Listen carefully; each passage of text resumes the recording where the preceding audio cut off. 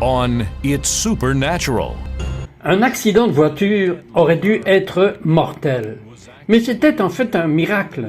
Voici comment un jeune garçon est mort et est allé au ciel la nuit de l'accident. Et voyez le cadeau incroyable de Dieu qu'Aldo et sa mère partagent avec le monde. Join Sid for this edition of It's Supernatural. Hello, Sid Roth here. Bonjour, Sid Roth ici. Bienvenue dans mon monde où c'est naturellement surnaturel. Mon invitée est d'Afrique du Sud. Elle a été en fait Miss Afrique du Sud. Un bon mariage, de merveilleux enfants, une magnifique carrière, tout était parfait. Et une nuit, son mari conduisait l'ensemble de la famille et toute sa vie a éclaté. Expliquez. Explain. Oui, nous avons eu un très mauvais accident de voiture et après l'accident, nous sommes tous tombés hors de la voiture et moi et mon mari avons essayé de comprendre où les enfants étaient. Ils n'étaient plus dans la voiture. Alors j'ai couru dans la nuit noire pour trouver nos enfants et cela a été vraiment le pire jour de ma vie lorsque j'ai réalisé qu'ils n'étaient plus dans la voiture. Nous avons trouvé le premier petit, il était le premier hors de la voiture, puis il nous a expliqué plus tard, parce qu'il n'avait que quelques ecchymoses, que Jésus l'avait attrapé. Et au moment où il a dit cela, j'ai pensé, tu n'as pas bien appris à connaître tes enfants, je ne l'ai pas pris au sérieux. Et puis j'ai trouvé mon autre fils de l'autre côté de l'autoroute. Il faisait noir, comment avez-vous pu le trouver? Vous savez, tous ceux qui se sont arrêtés ont crié après lui, mais il n'a pas répondu, et pendant que je courais autour de l'endroit, j'ai demandé au Seigneur, « Seigneur, aide-moi !» Et l'Esprit de Dieu m'a conduit de l'autre côté de l'autoroute. Mon mari me disait qu'il ne pouvait pas être là, c'était trop loin. Mais j'ai couru et je suis tombé sur son corps. Donc je lui ai parlé, mais il était déjà dans le coma. Donc je pensais qu'il était mort. Mais vous étiez consciente aussi qu'une autre voiture pourrait vous attraper. Et une voiture est venue vers vous. Et c'était la nuit. Que s'est-il passé à ce moment-là?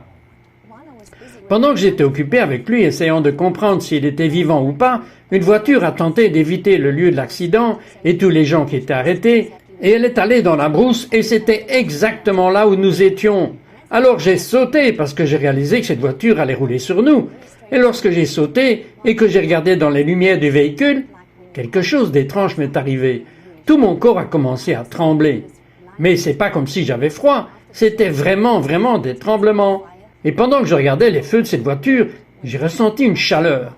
C'était comme un feu qui m'a traversé tout le corps. Et après cela, je peux dire que j'avais la paix du Dieu vivant qui était avec moi.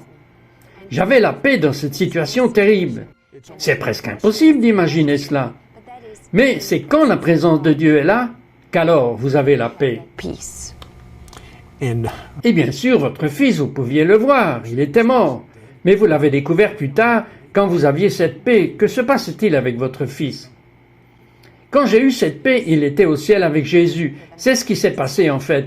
Et puis, plus tard, après avoir été dans le coma pendant des mois, il est sorti du coma et il ne pouvait pas parler. La seule chose qu'il pouvait faire était d'écrire. Puis il m'a expliqué, en écrivant cela, que la nuit de l'accident, il avait regardé dans les yeux de Jésus, les yeux du Messie, et il l'a emmené au ciel. Et là, tout le temps qu'il a passé au ciel, Dieu lui a enseigné la parole. La parole de Dieu est aujourd'hui dans son cœur. Connaissait-il déjà la parole? Connaissait-il la Bible? Ah non, pas du tout. Je veux dire qu'il était un enfant de 12 ans, normal. Alors, pendant qu'il était dans le ciel, la parole entière a été téléchargée en lui? Absolument. Aujourd'hui, il peut vous dire toute l'écriture. Quand il écrit, il peut juste télécharger les écritures. Et il a aussi dit, si tu ne m'avais pas abandonné à Jésus, maman, je serais mort. Comment savait-il que vous l'aviez rendu à Jésus? Eh bien, pour moi, c'était la partie la plus étrange, parce qu'il ne pouvait pas, parce qu'il était dans le coma à mes yeux. Mais pendant qu'il était sur la machine et qu'ils m'ont dit qu'ils arrêtaient la machine, j'ai couru dans une chambre en face et je suis resté dans cette chambre et j'ai fait une chose étrange à mes yeux. J'ai pris ma veste et je l'ai tirée sur mon visage. Et je ne le savais pas alors, mais aujourd'hui je sais que c'était comme un cabinet de prière et j'ai appelé le Seigneur. Nous, les Juifs, prenons un talit et le mettons comme ça, et certains le font encore aujourd'hui au-dessus de notre tête, et c'est ce que Jésus a fait quand il a dit « Va dans la chambre ». Il mettait le talit ou le châle de prière sur la tête. Oui, et puis Dieu, d'une voix audible, m'a dit « Veux-tu me le rendre ?» Et je n'étais vraiment pas prête, Mais Dieu a demandé cela à Abraham et il nous le demande à tous parce qu'il était comme une idole dans ma vie. Et Dieu ne veut pas que nous ayons des idoles. Il veut être notre premier amour. Et c'est pourquoi j'avais besoin de le rendre. Et que c'est pourquoi il pouvait savoir que je l'ai rendu à Jésus. Et il me l'a écrit sur cette lettre. Si tu ne m'avais pas rendu à Jésus, je serais mort. Vous savez, la chose qui est vraiment difficile pour moi de comprendre est que quand je regarde votre livre, Un message de Dieu, il dit « Je veux dédier ce livre à Duane et Anton au ciel ». Qu'est-ce que cela signifie? Pendant tout le temps qu'il était au paradis, Dieu lui a montré tous les endroits, et les maisons, et les enfants, et les bébés, et tout. Et puis il est revenu et un jour il s'est mis à écrire sur les 2 enfants qu'il avait vus dans le ciel. Donc il a donné les adresses des parents, et il leur a écrit combien ils sont heureux dans le ciel et qu'ils n'ont pas envie de revenir. Mais les enfants sont inquiets pour leurs parents. Ont-ils donné leur vie à Jésus?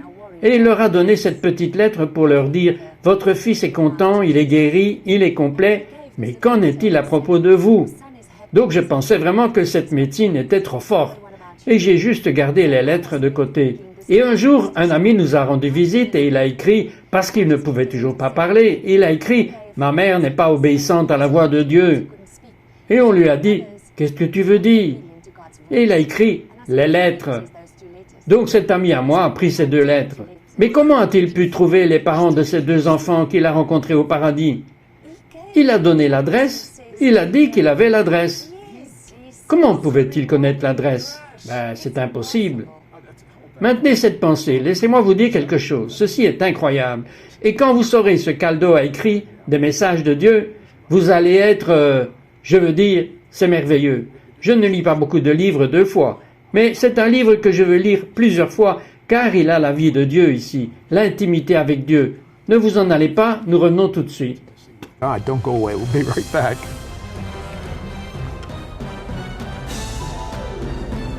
We'll be right back to It's Supernatural.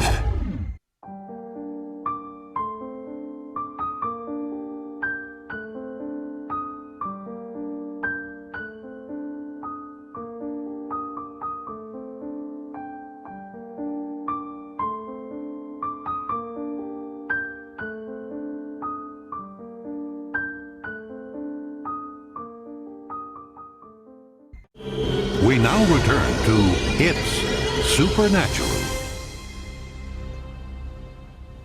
Hello, Sid. Bonjour, ici Citrotte avec Greta McPherson. Greta, c'est une histoire tellement incroyable. Votre fils est littéralement mort. Il est allé au ciel, il est revenu avec la parole de Dieu téléchargée en lui. Il ne l'avait pas avant. Et il est revenu, il connaissait 2 jeunes garçons qui étaient morts et il a voulu qu'un message soit envoyé à leurs parents. Et il savait où ils vivaient. Mais quand il est revenu à la vie et que vous l'avez soigné à la maison, qu'est-ce qui n'allait pas chez lui, physiquement? Il avait eu une très mauvaise blessure à la tête. Donc, avec une blessure à la tête, le mésencéphale, le tronc cérébral, le côté gauche, le côté droit, il ne pouvait pas marcher, il ne pouvait pas parler, il ne pouvait pas manger, il ne pouvait rien faire. Il ne pouvait réellement rien faire. C'est pourquoi nous l'avons pris à la maison, nous l'avons ramené à la maison parce que je savais ce que Dieu m'avait dit. Dieu m'avait dit, je vais guérir cet enfant et cet enfant va dire au monde que Jésus est vivant. Alors, nous l'avons ramené à la maison et nous l'avons soigné pendant des mois. Il était aveugle, il ne pouvait pas parler et faire quoi que ce soit. Mais pendant que nous le gardions, en lui disant la vie, Dieu le guérissait jour après jour. Puis finalement, un œil s'est ouvert, mais l'autre œil était toujours aveugle. Et après le départ des infirmières, il a dormi devant mon lit. Et cette nuit-là, il s'est réveillé. Il ne pouvait pas parler, il m'a réveillé et voulait écrire quelque chose. Et il m'a dit, « Est-ce que tu vois Jésus ?» J'ai dit non. Il a dit qu'il était ici dans la pièce. J'ai dit non, tu as fait un rêve. Comme tu parles à Jésus dans un rêve. Il a dit non maman, il est ici. Il a touché mon œil. Et j'ai dit, peux-tu voir maintenant? Il a dit non. Et j'ai crié au Seigneur, j'ai dit Seigneur, j'ai besoin d'un miracle maintenant. Il a dit non, tu as besoin de la foi maintenant. Puis 2 semaines plus tard, comme je suis revenu une nuit, que l'œil aveugle était encore ouvert, parce que chaque nuit il fallait mettre quelque chose pour le fermer, et l'œil aveugle était ouvert. Et j'étais juste à genoux, et priant doucement dans mon esprit pour lui, et après que je lui ai juste donné un baiser comme ça, et il a reculé. Et l'œil aveugle était ouvert, et l'autre était endormi. Et je lui demandais, « mon amour, peux-tu me voir? Et il m'a montré que oui. Et il a continué à écrire et il a dit, je t'avais dit qu'il était ici. Et il a touché mon œil. Et puis j'ai réalisé que le moment de Dieu est juste différent du nôtre. Mais ce que Dieu a commencé, il le finira dans nos vies. Maintenant, en fait, il a reçu des messages de Dieu et il a écrit ces messages et vous avez mis ces messages dans votre livre. Donnez-moi un exemple de message. Un des messages était, il y a quelques mois, il m'a réveillé et il a écrit ce matin-là, « Maman, Jésus m'a parlé hier soir à propos de sa parole et il revient. » Et ces lettres sont sur le site web, vous pouvez les voir là. Il a écrit « Il revient très très bientôt. » Sais-tu cela, maman? Puis il disait à propos de la mariée, « Jésus veut venir et aller chercher sa fiancée, mais elle n'est pas prête. » Parlez-moi de cela, parce que c'est incroyable, quand il pleurait au sujet d'un pont en or. Oui, il ne pouvait pas pleurer comme il pleurait normalement, il faisait juste des bruits, et il reposait sa tête sur ses bras et pleurait. Et j'ai dit, « Pourquoi pleures-tu » Il a écrit, « Au ciel, il y a un pont d'or, et après le pont, il y a une immense porte avec des perles tout autour. Mais il y a des personnes debout à l'extérieur. Et il pleure. » Et j'ai dit, « Pourquoi pleure-t-il » Il a écrit, « Ils ne peuvent pas entrer. » J'ai dit, « Dans quoi » Il m'a regardé, il a écrit, « Ne me dis pas que tu ne le sais pas. » J'ai dit, « Non, je ne suis pas sûr. » Il a écrit, « Il y a une fête de mariage à l'intérieur, et tout le monde n'est pas prêt. » Alors chaque jour, il écrivait une page entière, et le lendemain matin, il n'a fait que cela, et il a écrit Matthieu 25, et il est parti à l'école. And he left for school. And he should. Et il ne savait même pas ce qu'il y avait dans Matthieu 25. Donc, vous avez lu immédiatement. Oui, j'ai couru vers ma Bible et je l'ai lu. Et il y avait l'histoire des 10 vierges.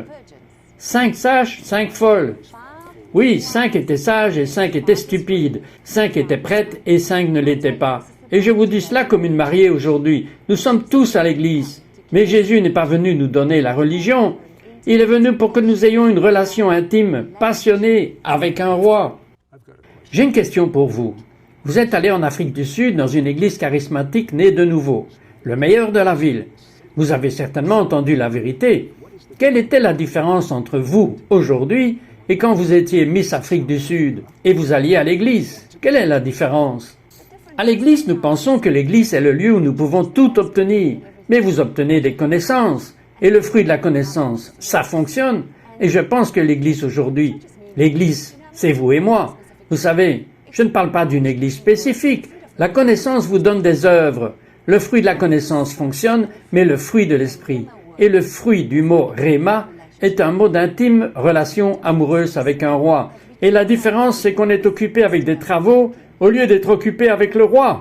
Alors aujourd'hui, comment avez-vous changé? En quoi est-ce différent pour vous? What's different about you? Toute ma vie a changé parce que la nuit, quand Dieu s'est révélé à moi, j'ai découvert combien il m'aime. Et c'est tout sur l'amour. Et parce que Dieu m'aime tellement, je peux marcher par la foi. Et parce que je connais maintenant son caractère, je peux faire confiance à toute ma vie dans ses mains. Et je peux juste donner tout pour lui. Et juste rechercher sa présence tout le temps. Et ne pas voir ce que je peux faire pour lui et essayer de l'impressionner avec mes travaux. C'est autre chose, tout autre chose. Et maintenant, la paix est toujours là parce que sa présence apporte la paix. Et pendant que vous êtes dans la présence de Dieu, vous y trouverez les signes et les miracles, les cœurs brisés guéris, tout ce que nous avons besoin sur terre. Mais vous avez eu une rencontre avec Jésus à propos de ce livre. Ne partez pas, nous revenons tout de suite.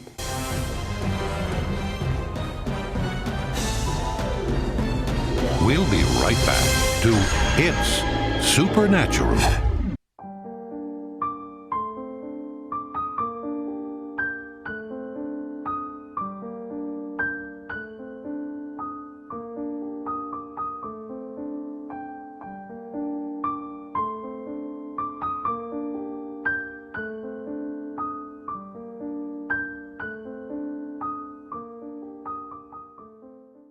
We now return to It's Supernatural.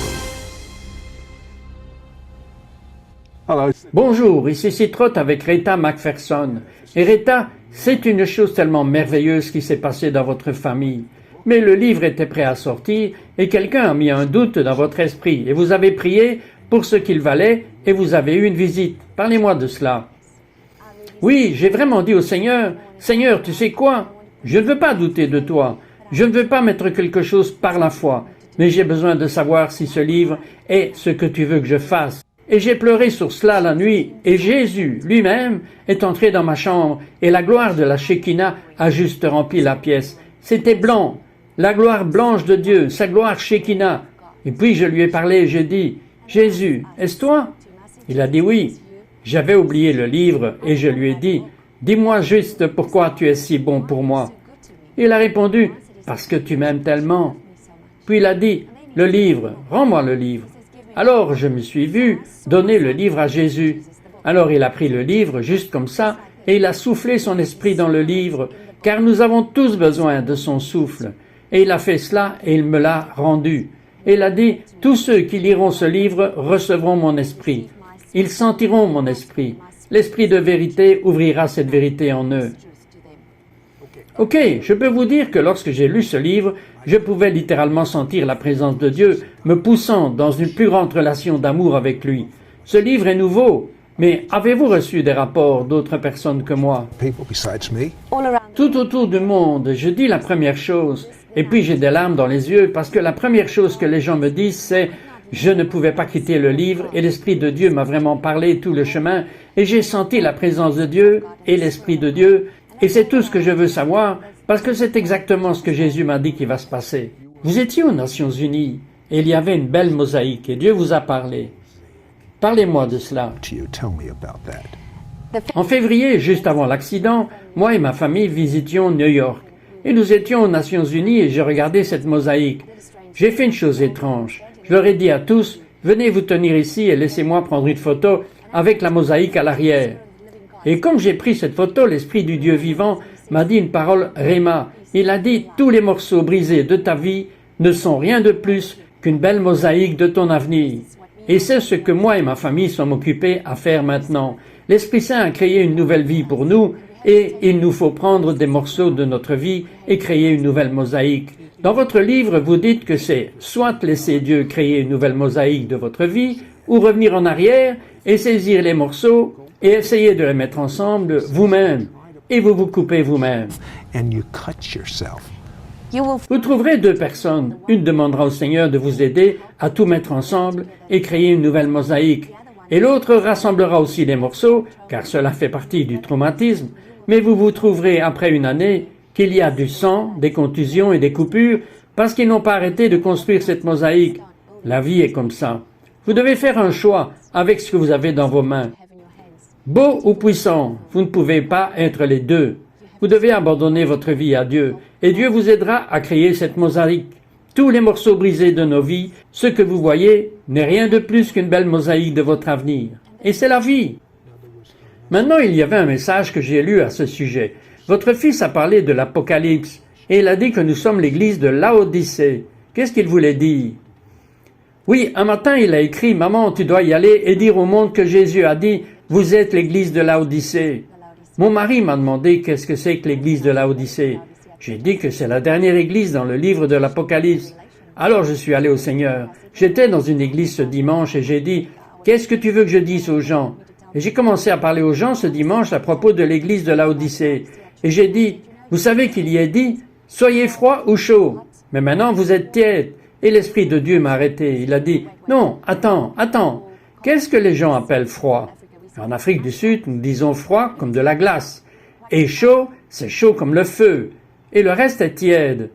Afin que vous puissiez choisir aujourd'hui, êtes-vous froid comme de la glace ou êtes-vous chaud comme le feu?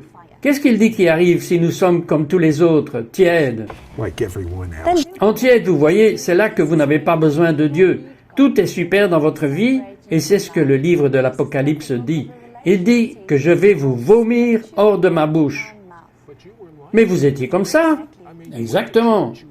Je veux dire, vous alliez à l'église, vous vous considériez comme une chrétienne, mais vous le faisiez par vous-même. Exactement. Dieu veut que vous ayez son feu. Il veut que nous ayons ce feu de Dieu à l'intérieur de nous. Et si vous êtes assis aujourd'hui à nous écouter, si vous ne sentez pas le feu du Dieu vivant en vous, vous devez savoir qu'il y a plus qu'être né de nouveau. Il y a le feu du Dieu vivant. Il y a une vie abondante dont il parle dans la parole dans Jean 10:10. Il a dit « J'ai envoyé le Messie pour que vous puissiez avoir la vie, et la vie en abondance. » Et c'est maintenant. pour nous, maintenant. Mais il faut vraiment aller dans sa présence et nous devons vouloir avoir une relation d'amour intime avec le Seigneur. Et puis vous vous rendez compte que nous ne pouvons rien faire. Nous avons besoin du Seigneur. Vous devez savoir que vous pouvez aller dans une église ou une synagogue, mais avez-vous cette intimité avec Dieu? Cette passion sans laquelle vous ne pouvez pas travailler? Vous ne pouvez pas faire de travaux? C'est un don de Dieu. Mais c'est ce que dit la Bible. Si vous vous approchez de Dieu, et bien sûr, vous devez vous approcher de lui dans la vérité. Et il n'y a pas d'autre nom donné aux hommes par lequel nous devons être sauvés que par le nom de Jésus. Si vous vous approchez de Dieu et que vous dites « Je te promets Dieu, je m'approcherai de toi ».